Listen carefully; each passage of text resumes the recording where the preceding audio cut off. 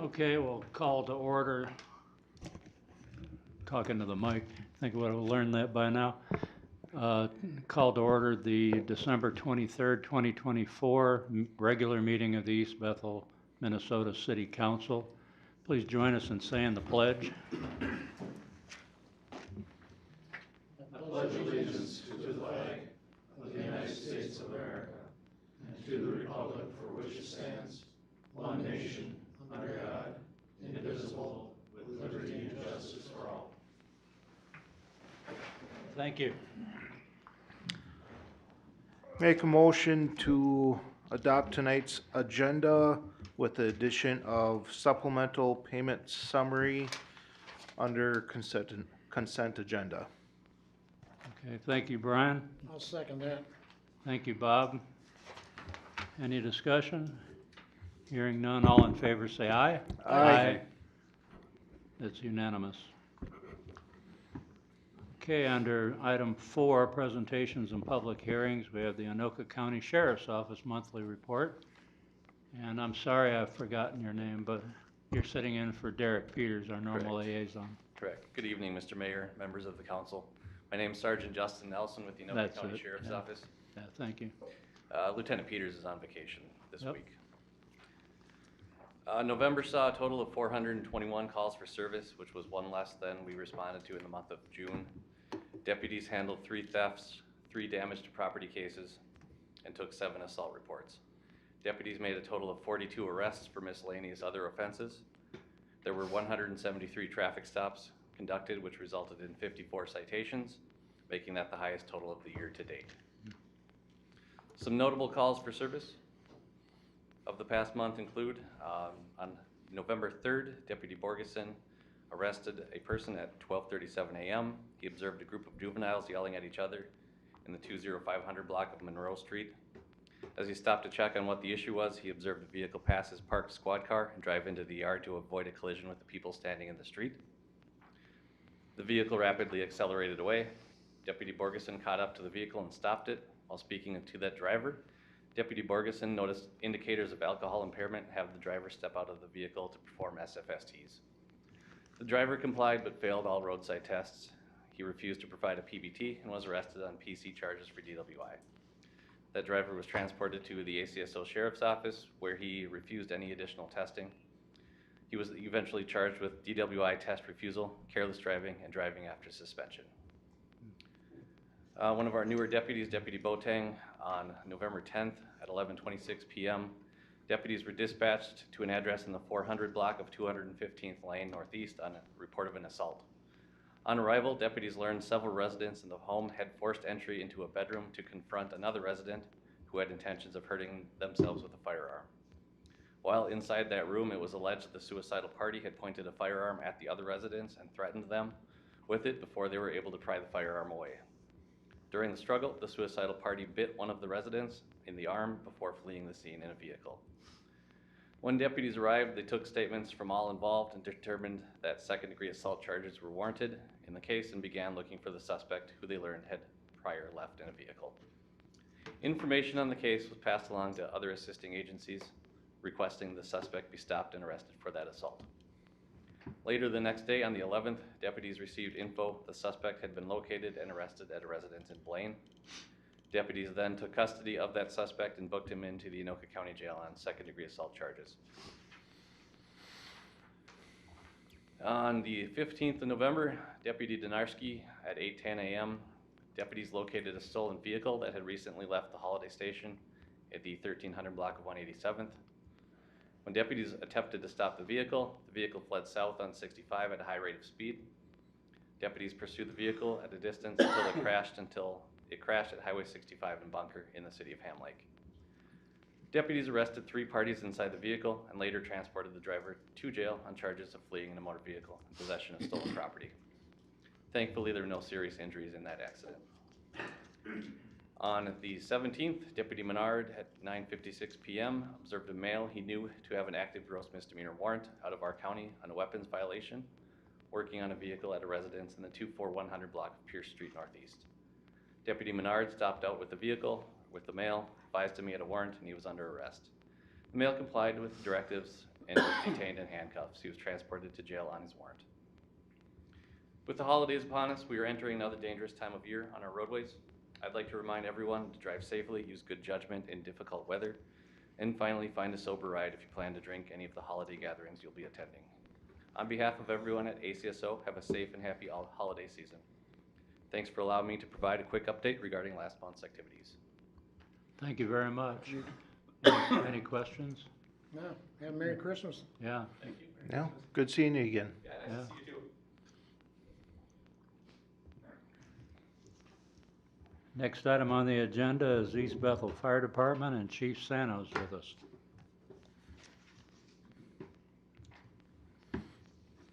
Good evening, Mayor, Council.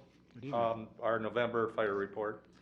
For the month of November, the fire department responded to 71 calls for service, 53 medicals, 4 accidents, and 3 fires.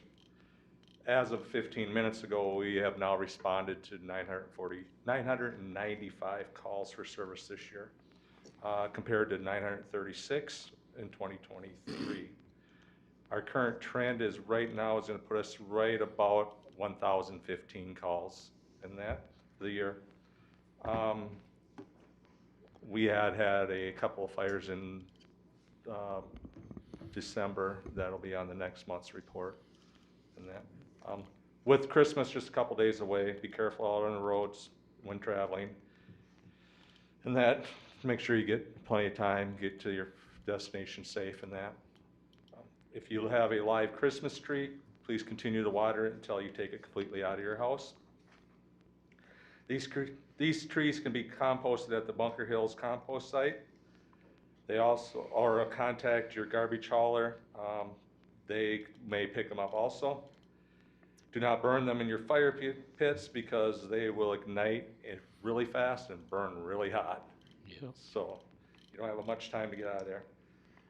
Do not burn wrapping paper either. Some of the wrapping paper can be recycled. If you bunch up the wrapping paper into a ball and it stays in the ball, that wrapping paper can be recycled. The wax stuff cannot. Throw that in the garbage. Cardboard boxes take to the recycling center in Viking or put in your recycling bin. Do not burn them. And then with the New Year's coming on, the East Bethel Fire Department wants to wish everybody a Happy New Year in that. But also, if you choose to partake in adult beverages, like the No County Sheriff says, get a sober ride. Yep. We don't want you to put your life in danger, or endanger anybody else's life out on the road in that. And we are also coming into the heating season with wood stoves. So make sure you take the ash out of the wood stove, make sure you put it in a metal container, and let it sit outside and cool for at least 48 hours in that before disposing it in your garbage bin. Even then, check it with your hand to make sure it is out. That, if nothing else, you can throw the ash in your yard and sparingly, and it's good fertilizer. And finally, I'd like to thank Mayor Lewis and Councilmember DeRoche for your service to the city over the last 2 years in that. And I would like to wish everybody a Merry Christmas and a Happy New Year. Be safe out there on this, enjoy the holidays. And one other thing, with the rain coming on Friday, Saturday, and that, the ice is probably going to get unsafe again. So please be safe out there on the ice. With that, I'll take any questions. How'd the Santa Parade go?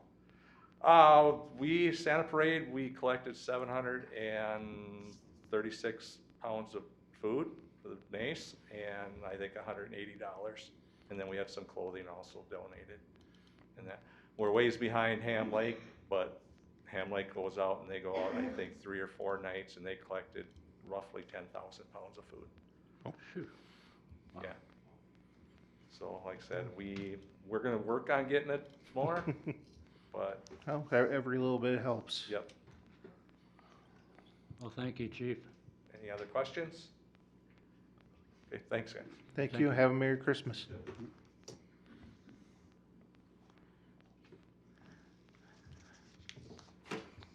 Next item on our agenda is Stormwater Pollution Protection Program public hearing. Do you want to? Sure. Mr. Mayor, this was brought to us here by our city engineer, Craig Yoakum. City of East Bethel has developed a stormwater pollution prevention program as required by the National Pollutant Discharge and Elimination System. General permit for discharge of stormwater associated with small municipal separate storm sewer systems, MS4.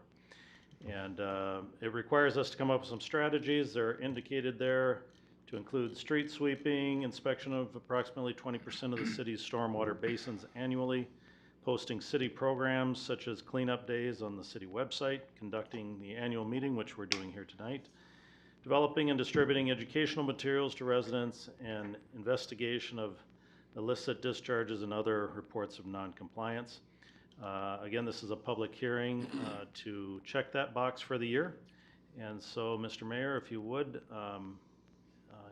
you can have discussion or open the public hearing. Any discussion before opening the public hearing? Not, we'll open the public hearing for resident comments about the stormwater pollution prevention program. Anybody have anything to say about it? Not, we'll close the public hearing on that then.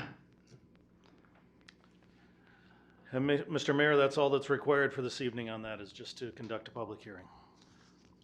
Very good. Next item on the agenda is the public forum. Do we have any sign-ups?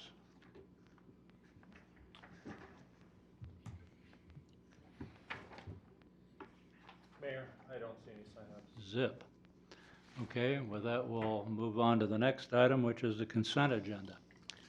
Make a motion to approve the consent agenda as presented. Anybody want to second that? I'll second it. Okay, discussion. Motion's made and seconded. Do we have discussion? Yeah, I want to pull C. and Mr. Smith pull- wants to pull C, and- Yeah, and L. and C and L, okay? Let's see. Oh, C. You're pulling C, eh? All right, I'll see if you don't cover it, then I will.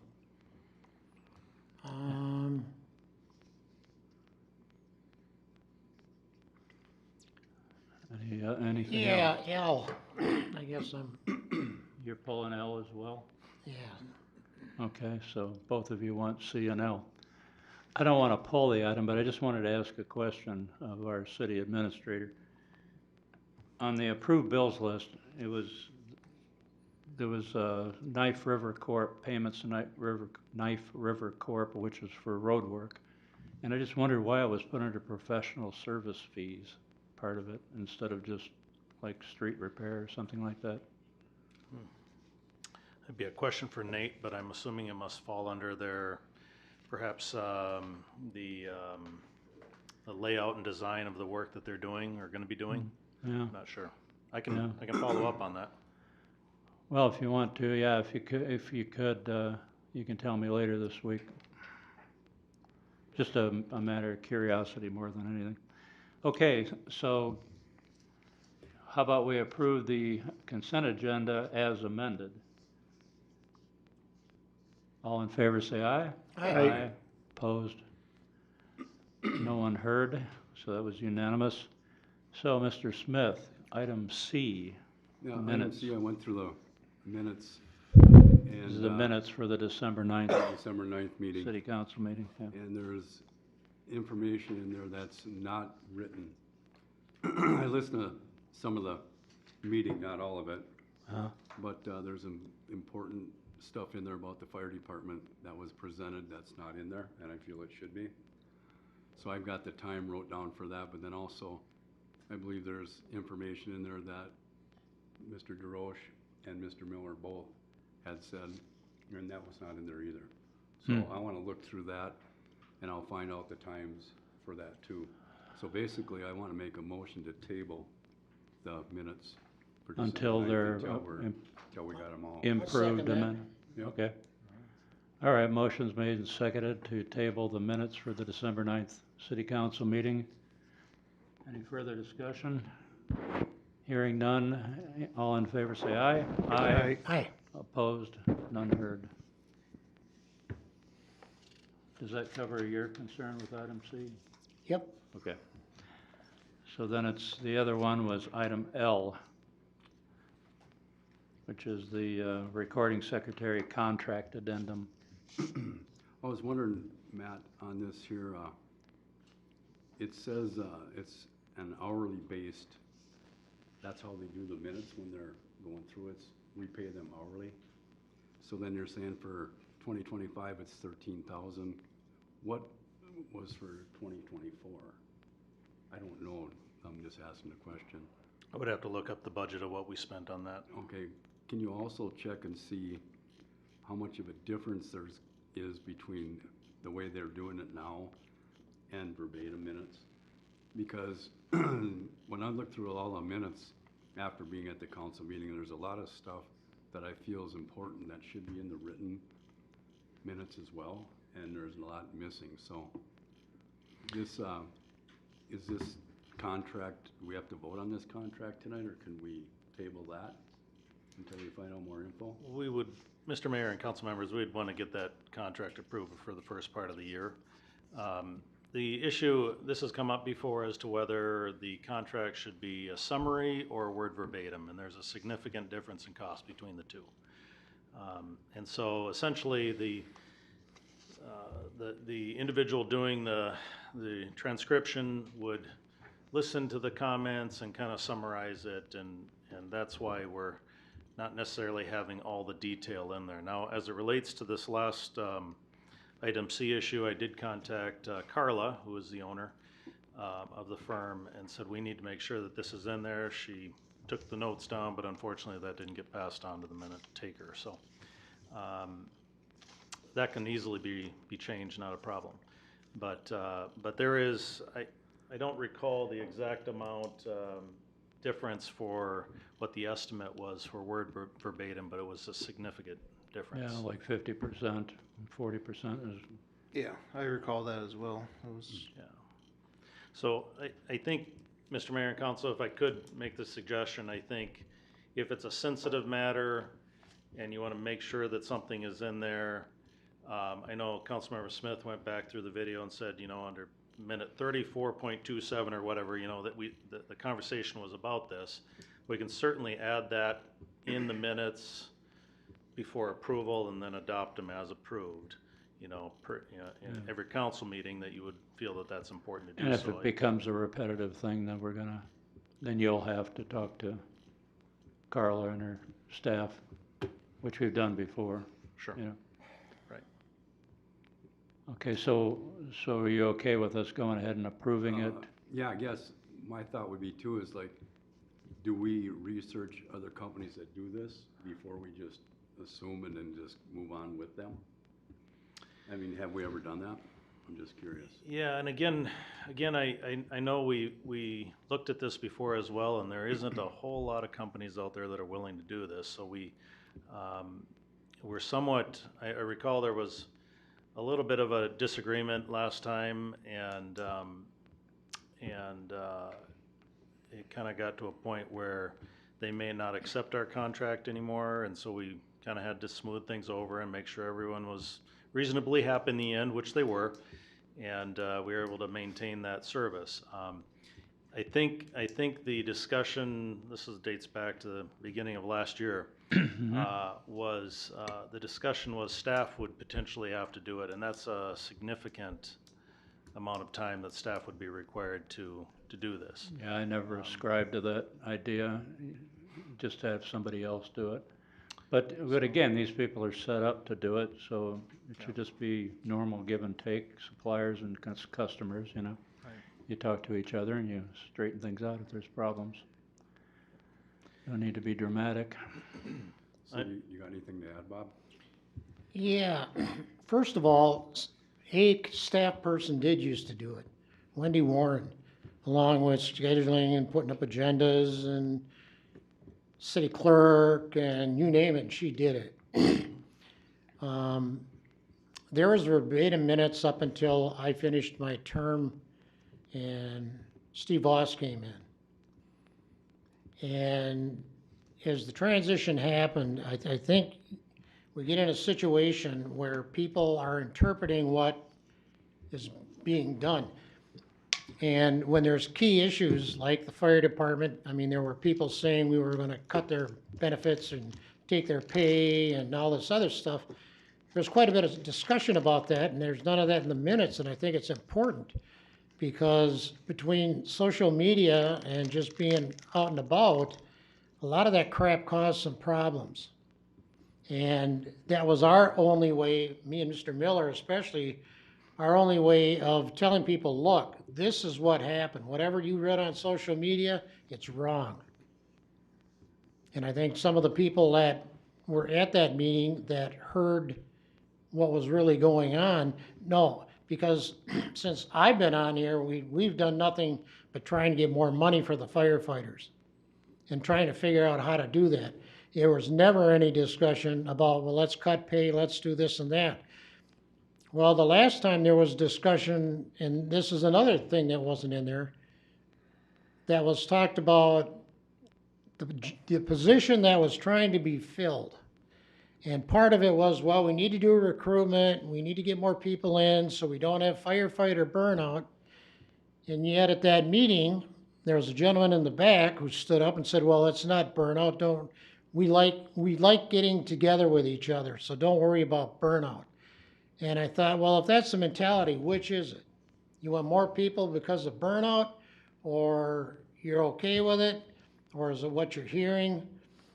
And what I have found is I still have all the minutes from when I was in office. And I can go back and I can say, okay, there was a lot of, well, there were 7 lawsuits going on when I came in. But I can go back and I can look at the discussions, not just the yays and nays, but the discussion and say, this is why this decision was made.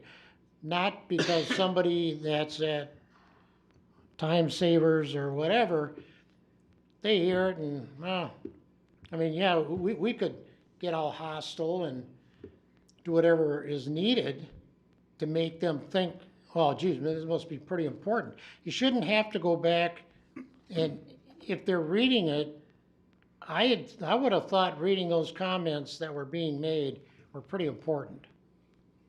And they're not in there. And I just think, for the money didn't seem to be a problem before when Wendy Warren was doing it.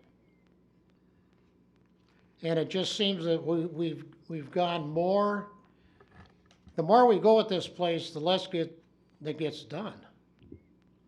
And we can't be cutting corners. Mr. Mayor, if I can comment on this,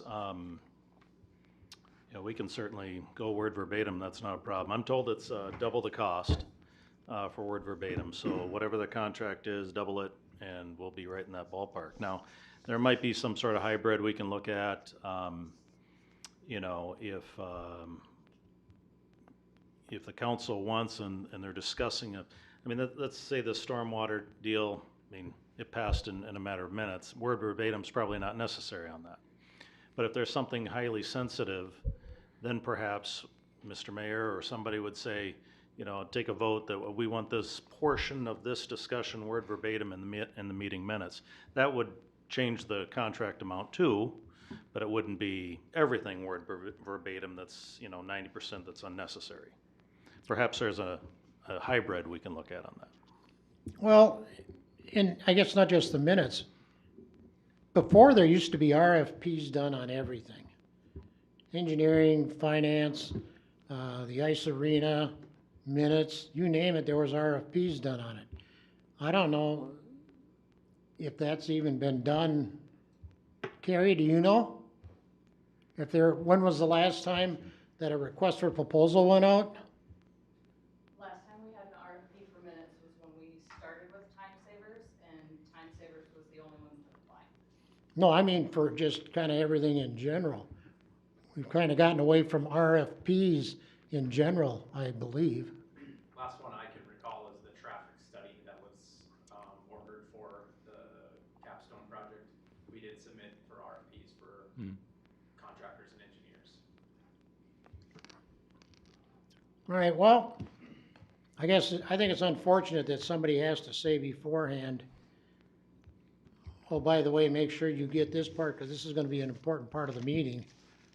Well, could be requested after that portion of the meeting too. Yeah, it's It's recorded. just a request that's, Well, you guys are gonna deal with it. Kevin and I are kinda on countdown status. It's not my problem.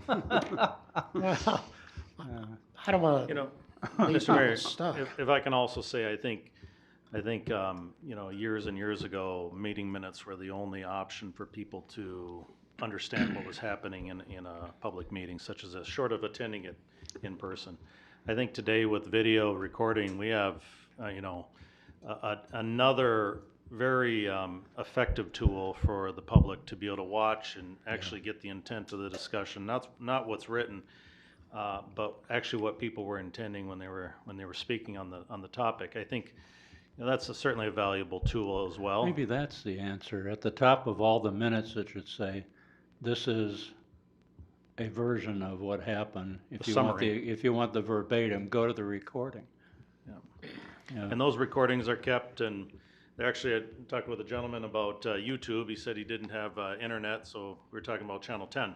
Yeah. But you go back into YouTube, and there's meeting minutes from, or, you know, meetings from I don't know when, you know, that you can pull up. That's an archived form there. So it's Yeah. actually a very nice nice tool for folks. And we have a lot of money invested in doing it too.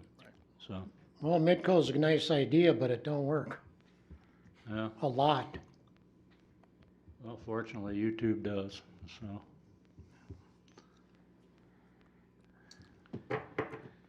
It's, All right, well, that being said, let's move on.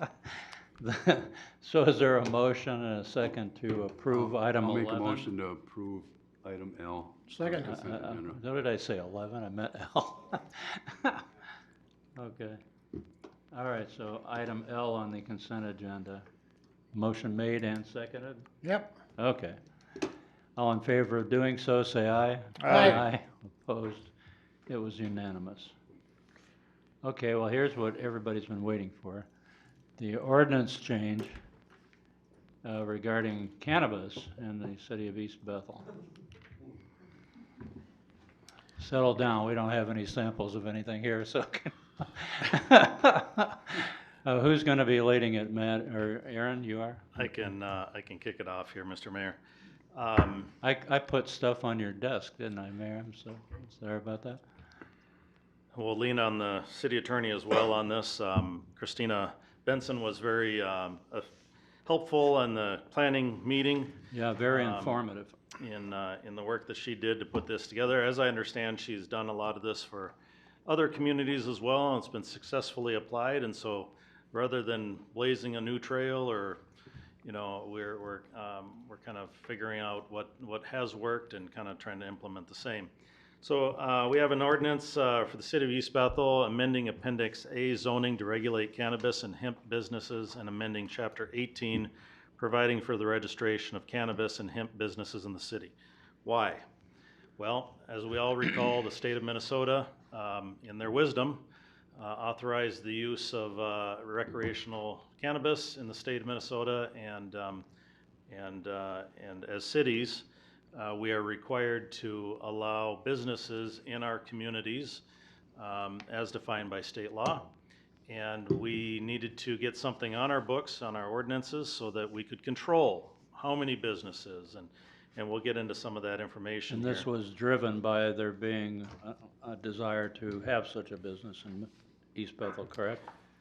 Well, the trigger is January 1st in terms of Office of Cannabis Management, and they're going through a lottery system, or however they're going to determine who gets Right. these businesses. It was based on equity to begin with, now being challenged by the courts, and they need to iron some of those things out. Yeah. But we needed to have something on our books so that if and when they get their ducks in a row, and someone is given the green light to have a license to do this, and they come to request a permit with the city, we have to have something on the books to be able to control how that process goes down. So essentially, Minnesota State Statute 342.13C regarding the authority of a local unit of government to adopt reasonable restrictions of the time, place, and manner of the operation of a cannabis business, provided that such restrictions do not prohibit the establishment or operation of cannabis businesses. We need to look at our section 2, which is definitions, which defines what a cannabis business is, or a cannabis cultivator, a cannabis event, cannabis manufacturer, a meso business, a micro business, a retailer, a testing facility, a wholesaler, hemp business, low potency hemp edible manufacturer, low potency hemp edible retailer, and everything that goes with that. And then our Appendix A would need to be amended under Section 30 to establish your minimum buffer requirements. How many feet does it need to be from a school property line? How many feet from a daycare? How many feet from a residential facility? And how many feet from another business, for example? If you had, one after the other on the main drag, you might get a reputation for that. There's noise associated with this. There's certainly odor associated with this. There's hours of operation. There's signs, and how do those signs are they gonna scream cannabis, or are they, not allowed to do that? What type of lighting and security, outdoor use, etc. All this kind of helps define that and put it in a format so that as staff, we can rely on this to be, when we get a request, say, this is the restrictions and requirements that you need to comply with in the state, or in the city. And then it gets into the procedures as far as the submittals for application, the application approvals, the compliance checks, location change if they choose to do that, renewal of registration, renewal fees, suspension of registration, length of suspension, civil penalties, and everything else that goes with that. So as you've read through this, it is a complicated document that, again, I think kind of get some control around this. Now, if you watch the planning meeting, I think they landed on, the state requires for every 12,500 people within a city, you should be allowed you have to allow one business, or a minimum of one business. And so their recommendation, I believe, was 3 or 4 businesses per category. And they asked me, I was sitting in the audience, what staff thought of this, and I'll be honest with you, staff's position is more conservative than that. We think that if you let the horse out of the barn, it's a little hard to get it back in. So if you start with the minimum, and you can always increase it later, you can change these ordinances, but you can figure out how this works in the community. What works, what doesn't work, what needs to be changed at a later date, and that should be reasonable. I know that many of the planning members were contacted by concerned members of the community concerning how this is going to impact their kids and that sort of thing, and I think those are justified concerns.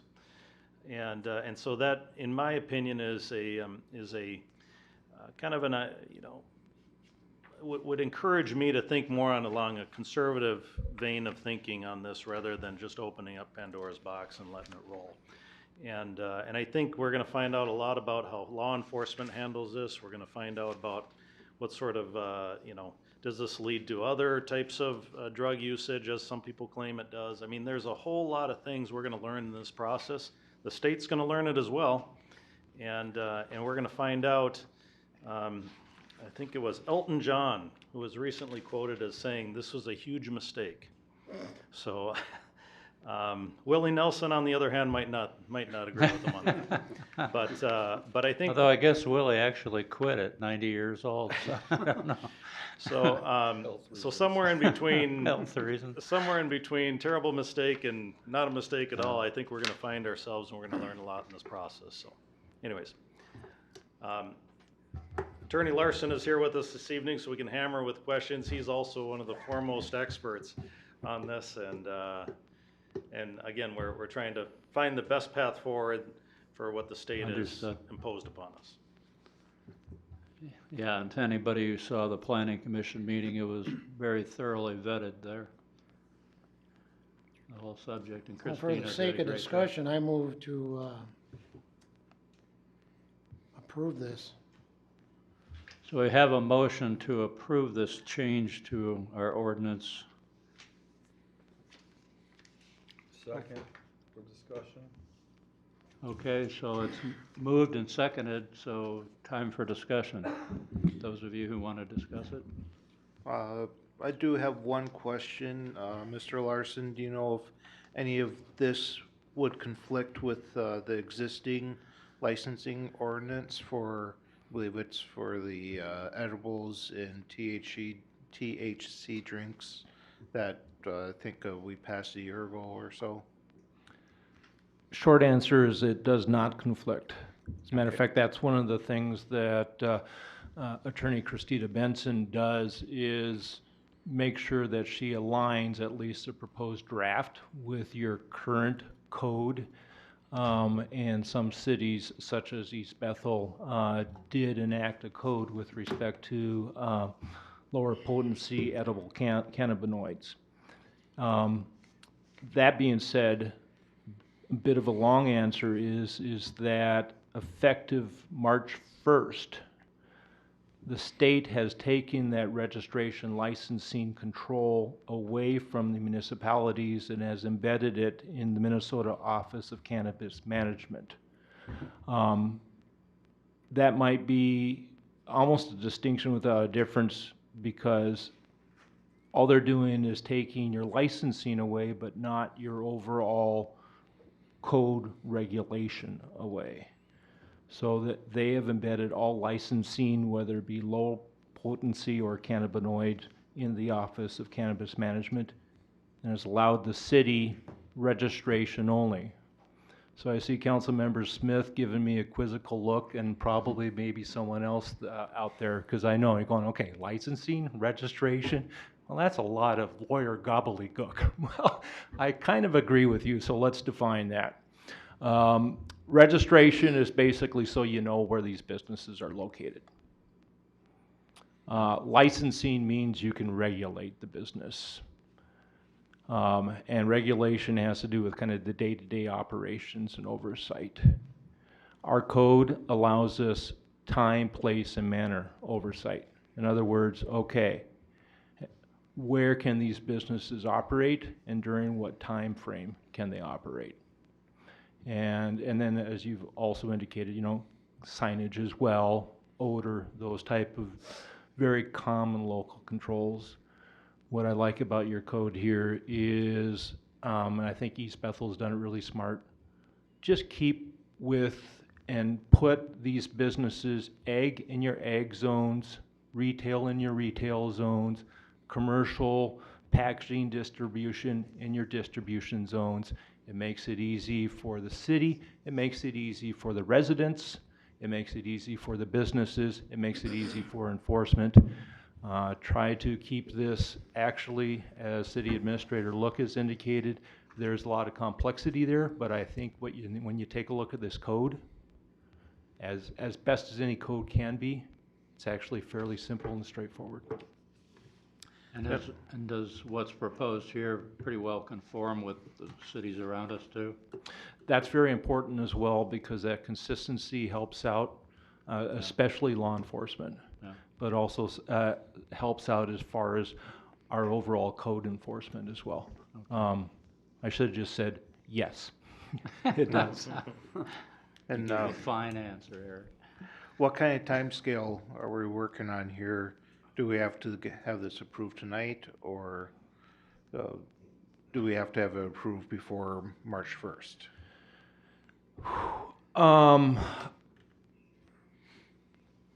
You use the word have to. I would strongly recommend you approve tonight. I don't, at least in my judgment, don't see anything major. If you find issues that over the next few months, you could certainly amend.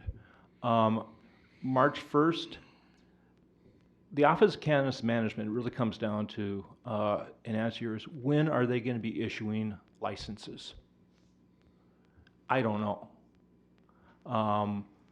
It's all depends upon when they get the rules actually enacted. And if they could be enacting those rules 30 days from the day they publish, and I expect that to be the case. They haven't published yet. I don't know why. I've been waiting for a few months. They could publish tomorrow. If they do, then the floodgates, they're just waiting to be opened. People are just waiting. I want us to be prepared for those when those floodgates open. And I'd like us to be proactive rather than reactive. Could you wait until January? Yes, but that makes me nervous. It's kind of like, what's the point? Yeah. So then like March 1st, is that like approving you can grow it, you can sell it, is that what that means, March 1st? It could happen before then, Councilmember Smith, but that's really the outside time frame. So that's when licenses would be issued at the very latest, is my prognostication, but it's probably going to be beforehand, and that's when people would be engaged, be able to engage in the businesses from growing to retail. So January 1st, what does that mean? Basically what you said, that it's going to be, well, it's legal now, but. Yeah, that's the interesting thing, is it's legal to possess and use and also have some limited home growth and so forth. We just haven't, we haven't made within the state the actual commercial enterprise from growing all the way to distribution and retail legal yet. That's where the licensing oversight's going to come into place. 'Cause that's my thought too, is like the state legalizes all this stuff, but they basically don't have rules in place. And they're like making it up as they go because for some reason they're not doing nothing. I think my own opinion of it is that the state's just trying to come in there and collect tax money from whoever they can, because that's what they do. Other than that, they don't care. That's my opinion. Mayor, council member, I don't know. I don't try to get into the minds and heads of others and so forth. You could be right. I suspect that you're right, but I think that there's probably a lot of other complex motivations and reasons behind it in addition to what you've said. At the end of the day, I just know that the city of East Bethel doesn't have control over any of that. This is the only thing we have control over, and I like to control what I have control over in order to protect the best interests of my client, in this case, the city of East Bethel. I understand that, and I agree. That's all I got. Hey, Eric, I have a question here. Is there a reason we went with 1,000 feet from schools and only 500 from daycare centers? That is basically following your code in order to keep it in symmetry with what you already have.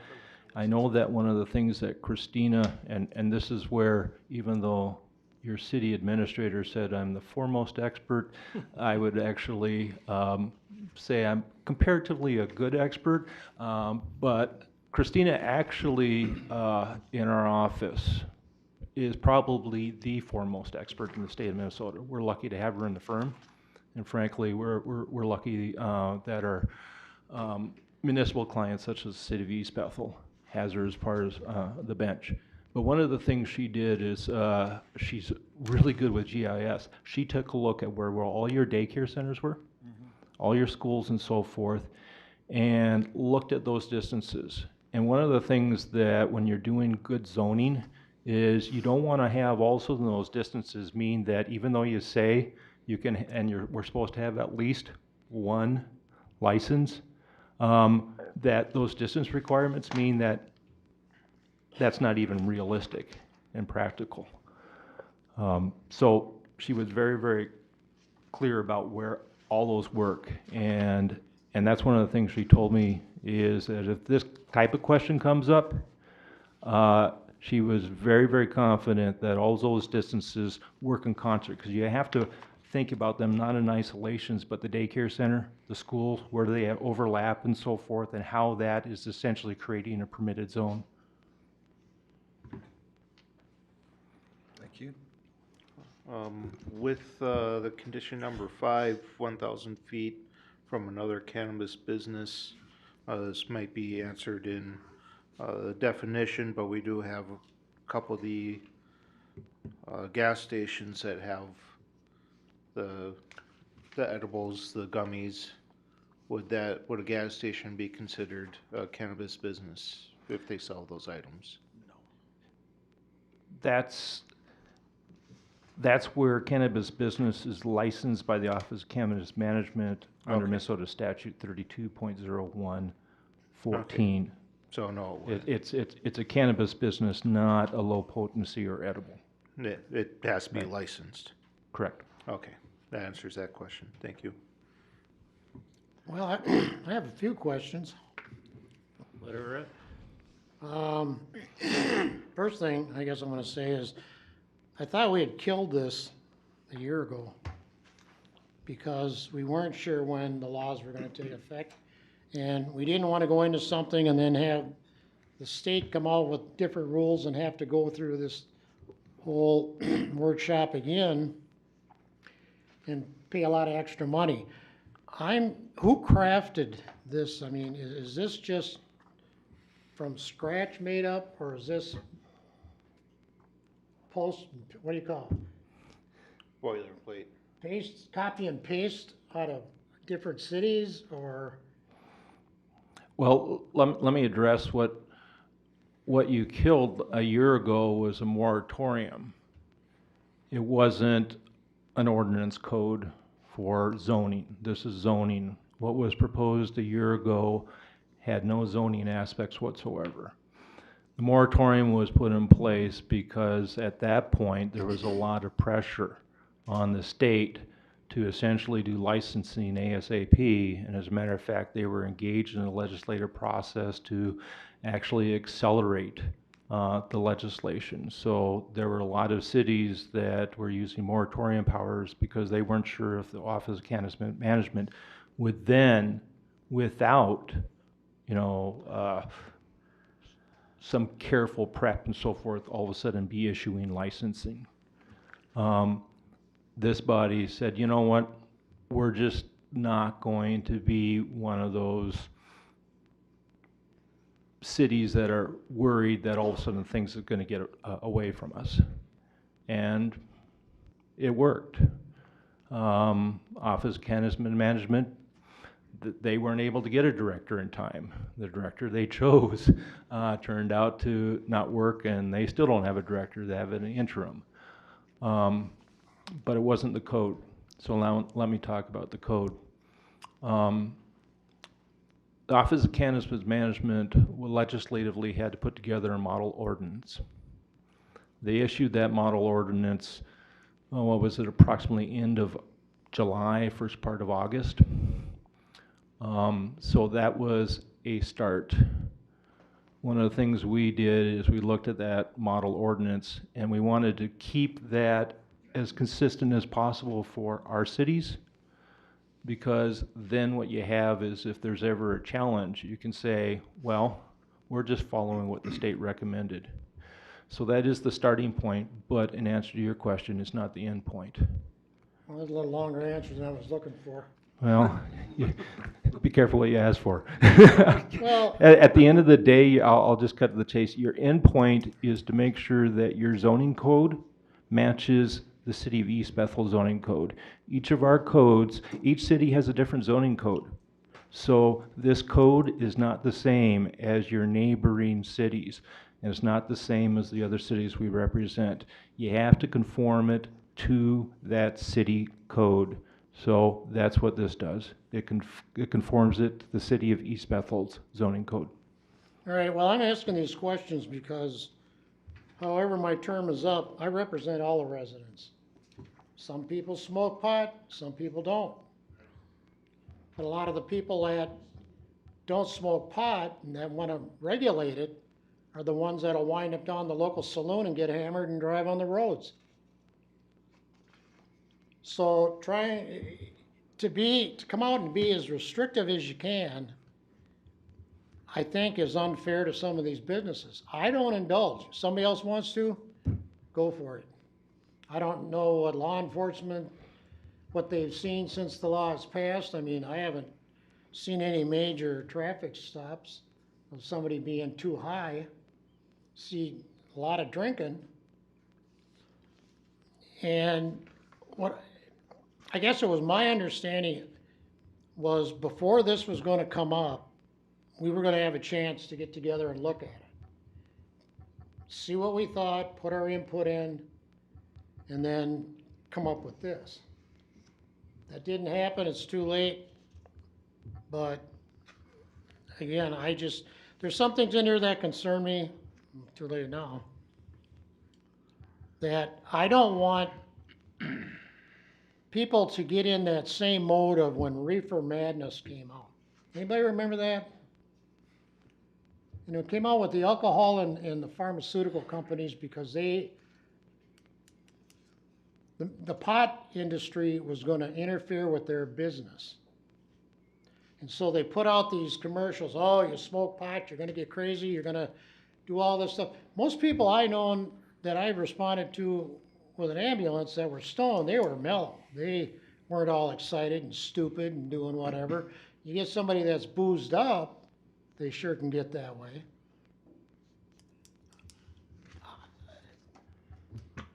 I don't know, I just, some of it I think is too restrictive, I think. And to say that, well, we'll just do it now and we'll change it and make it easier later on. I've never seen that happen with ordinances. Once they're in there, they're in there. I don't know, we've clarified and modified some ordinances in the time we've been Some here. architectural stuff, this is. Yeah, but the purpose of it was to loosen up once you get a certain distance out away from 65 and stuff, so they're amendable, you gotta have the will to do it, but, you know. Anyway, spoke my piece.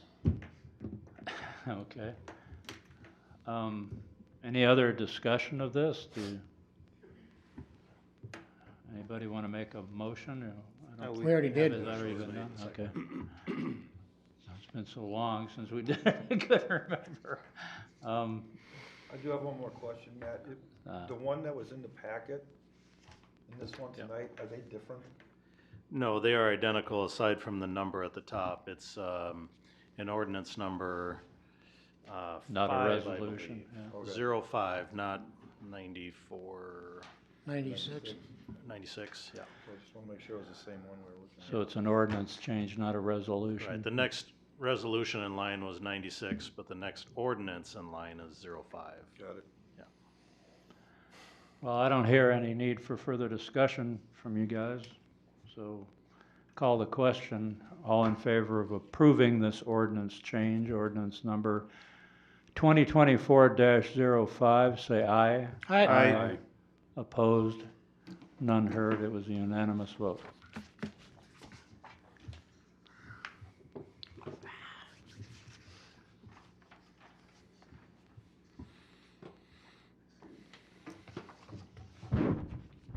So that's it under new business. Any department reports that aren't on here? It's item A on the agenda, 8 on the agenda. Mr. Mayor, just by way of recognition, this is the final meeting for Councilmember DeRoche and yourself, Mayor Lewis, and I just want to say it's been a privilege and an honor to work with both of you.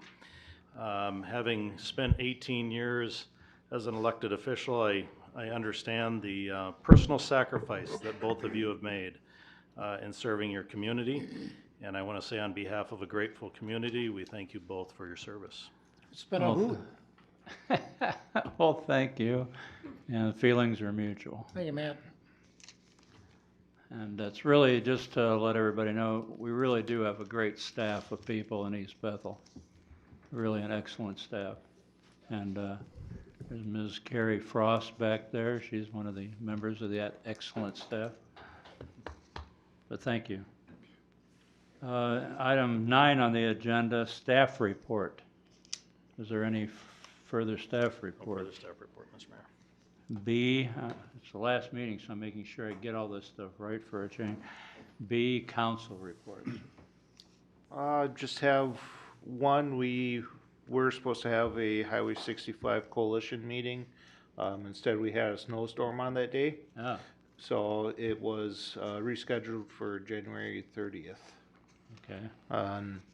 I'll say Merry Christmas to everybody, Happy Holidays, Happy New Year, and I'll give my thanks to you, Kevin, and you, Bob, for your service to the city. Yeah, Well, and once likewise for yours. you too. sat up here, you know what it takes, and Know how the sausage is made, as they say. yeah, Yeah. yeah. Okay. So Well, I guess I'd like to thank Kevin, Brian, Tim, and, oh no, not even Kevin. Yeah, Kevin, and Jim Smith. Year and a half ago, they brought me on because I had some history of things in the city. Some good, some not so good, but history is history. And they took a chance, caught a lot of flack for it, but they've never turned their back, and they've always stood by. They know when I come to a meeting, I'm somewhat prepared. I do my research and I look things up. People may not like it, and that's fine because everybody's entitled to an opinion. I just wish that people, before they put crap on social media, that they fact check, because it affects everyone, not just me or anyone on the council, but it affects the families. And I think it's very rude and very uncalled for. And most of the people that I heard badmouth us and write things, I didn't see any of their names on the ballots last fall, or this fall. If you're gonna sit back and talk smack and do whatever, yeah, love the city. What really is kind of troublesome is you work your butt off to try and bring business here, to get people to come here and like it, but then they go, my God, look at on social media, East Bethel's a piece of junk. They're falling apart. Why would I want to come here? We're trying to get a city planner to come in here. In my mind, I'm going, well, geez, if I was a city planner, would I really want to go to East Bethel? Well, sure, why not? I mean, anybody that's followed the city for a while has to see, and that's why I'm so critical on verbatim minutes, that the people that sit up here, they do care about the city, and they make a lot of commitment. My commitments now are gonna go with my grandsons. I got 5.5 years doing city council. Don't regret a minute. I don't particularly care for some of the crap that came out of it, but that doesn't mean I won't do it again, so don't worry about that, folks. I would expect, like I say, if you think it's an easy job, then come up here, because being on this side of the dais and being on that side, you gotta make decisions that may not be very popular. But when you got 12,000 residents out there going, God, I hope they decide right, because if something happens, what are we gonna do? You got 5 people up here making the decision. You got a good attorney, you got a good city administrator that hopefully they're doing their due diligence, as Kevin would say, getting all the facts ready and getting everything together so that when we come up here, we can make kind of a decision. There is no guarantee who's right or wrong. All you can do is go home, you look in the mirror and go, well, I didn't hurt anybody, I hope. So, hey, I've had fun, it's been a pleasure, and I just want to thank these guys again. I thank Matt for coming on. I mean, he came, we seem to bring people on and when it was hectic. Brian? Right on. That's all I got. Thank you, Bob. Yeah, I wasn't gonna say anything, but I'll read something to you guys. Last time I posted this, it was on Facebook, and it was in honor of Suzanne Urkel on a Veterans Day. She was a career Air Force. This was a quote, it's a very famous quote by Theodore Roosevelt in like 1910 or so at the Sorbonne, the University of Paris. And it's an excerpt from a speech, and I'll try to convert it into modern language where he uses man, I'll say person. But this kind of gets at it, what Bob was saying. It is not the critic who counts, not the one who points out how the strong person stumbled or how the doer of deeds might have done them better. The credit belongs to the person who is actually in the arena, whose face is marred with sweat and dust and blood, who strives valiantly, who errs and comes short again and again, who knows the great enthusiasms, the great devotions, and spends himself in a worthy cause, who, if he wins, knows the triumphant of high achievement, and who, if he fails, at least fails while daring greatly, so that his place shall never be with those cold and timid souls who know neither victory nor defeat. It takes some balls to get up here and run for office and all that stuff, and you got to respect that anyway. And I have no apologies to make other than one person. It was at a city council meeting probably about 6 months ago, and he was a resident. And I'd been dealing with the dying of my brother-in-law, a friend of 43 years, and I just was on edge that day. And I apologized to him immediately afterward. But other than that, I was short-tempered with him, and I apologized. But other than that, I don't apologize for a single thing we did. We did our due diligence. We were prepared when we came to meetings. We were honest about everything. Any comments on social media otherwise, or, well, just what that is. But anyway, thanks for your support and your engagement, and for everybody being here. That's great. Now we're going to go into item 9C on our agenda, and that is a closed session, which we're going to have in another room to do a performance review for the fire chief. I just want to say something too, though.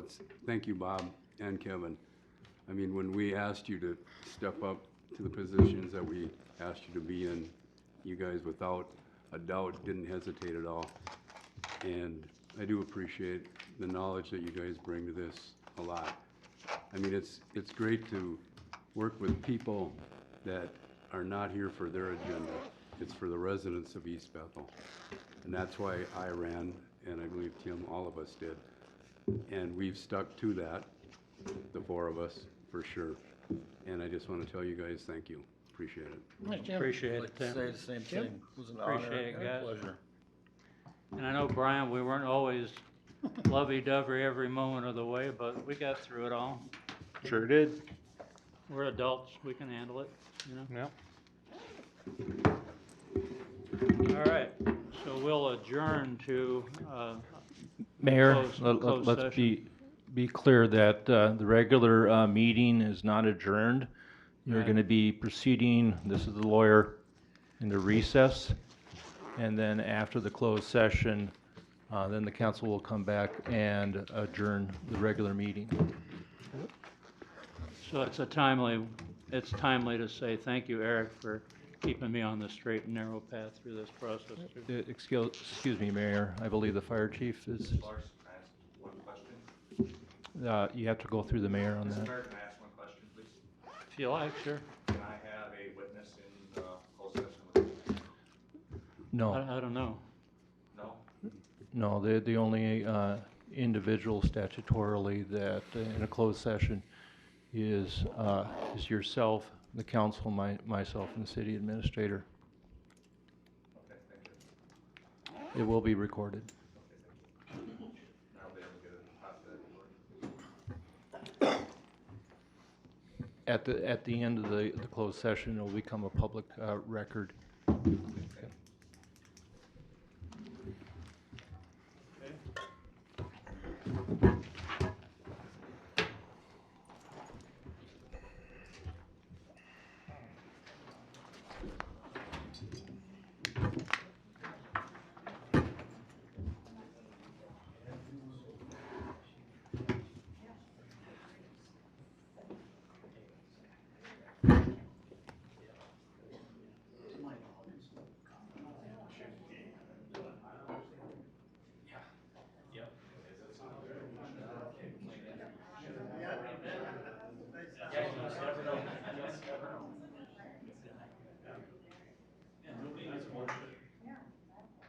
Should have a representative.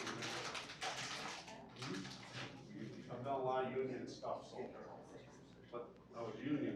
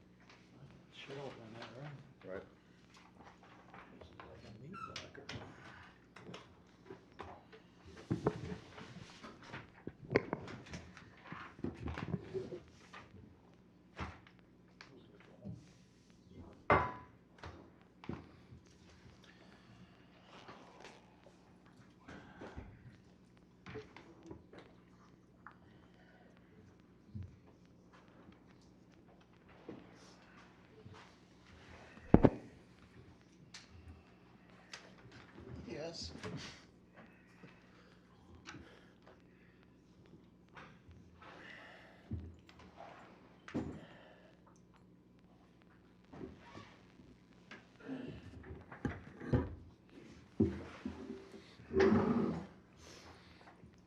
Okay, so,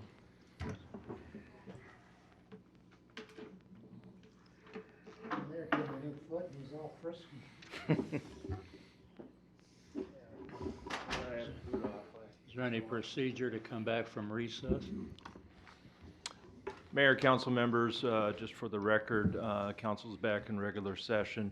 At approximately 8:07 PM, the council recessed regular session and proceeded into closed session.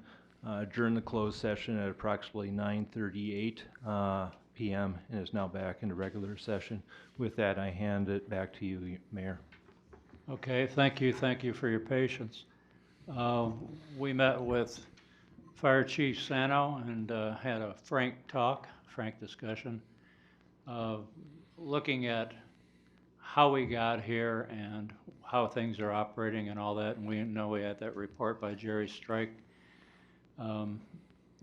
really an unimpeachable expert in the subject of how fire departments ought to be managed. And where we arrived at, we've identified several things that need to improve. And it's real dramatic for people to take, drastic measures and all that. It makes a lot of people happy, but it's preferable if you can make things better without being so dramatic about it. And so where we wound up was we'd like to hire Jerry Strike to come alongside Chief Sano and work up a performance plan that he can be held to with clear-cut goals. And it's going to take some changes on Rod's part in terms of how he deploys his time and become more of a manager and less of a firefighter. And it is a transition. Management is about getting things done through other people, not just doing them yourself. And it's a shift in mentality, and it takes work, takes training, takes experience. But anyway, that's the route that we've decided as a group 4-1 to pursue that, with monthly updates to the city council on how it's going. And time indeterminate, but really we're probably thinking about a 2-month kind of horizon to come to have another meeting and have another decision made by a differently composed council. Is that pretty close to a summary of it, guys? Does that kind of get at it? Come on, how about a little feedback? You said it all. Oh, yeah, that covered Well, I'm it. asking you, did I sufficiently summarize it? You just look at me like, Well, That's a you're talking to a sufficient lawyer. summary, yes. We don't want to be a parrot. okay, well, I guess that summarizes it then. Any other business to do tonight? Mr. Mayor, before you adjourn, can I have a second of your time? Sure. So today I came across this post, and it says that positions are temporary, ranks and titles are limited, but the way you treat people will always be remembered. Some significant things have happened real recently, and I've made the decision to resign from the city of East Bethel. No, Oh, no. I'm sorry to hear that, Aaron. Provide a resignation letter for all of you, and request that you consider taking action on that tonight, but certainly understand if you want to move that to the 13th. Your decision final? It is final. What if we don't accept it? I don't think it's up to us.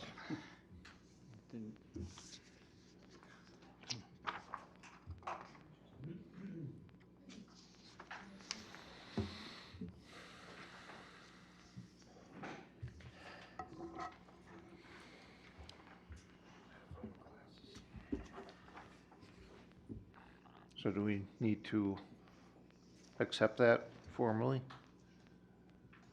You don't need to accept it formally, but he has asked that you do so. So it's just up to the will of the council. Is this a complete surprise? Yes.